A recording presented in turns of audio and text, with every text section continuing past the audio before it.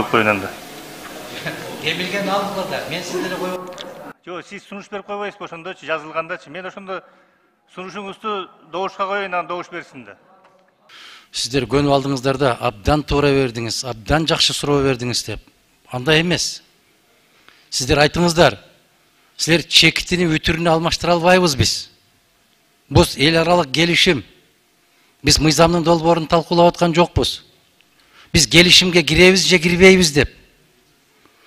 Анан эмне десе эле абдан туура айттыңыз, абдан туура суроо бердиңиз деп. Койбойсуңар ушундайды. Силер так маалымат берсеңер, биз 2 саат момундай кылып, эжегедей кылып эзбей, муну бир 2 мүнөт, 3 мүнөттө чечип кое турган маселе. Кыргызстан ошол келишимге киребизби же кирбейбизби? Биздин мыйзамдарга шайкеш келеби, келбейби? Ушул келишимге кол коюп атканда кыргыз өкмөтү ушуну иштедиби, иштебедиби? Анан кандай суроо берсе эле абдан жакшы суроо бердиңиз деп отуруп, эмнеге алып барасыңар анда силер? Андай дебегиле да, урматтуу керемет инсандар. Силер айткыла, жок, биз мыйзам талкуу кылган жокпуз. Ошол келишимге барабызбы, барбайбызбы? Кеп ратификация жөнүндө кетип баратат да.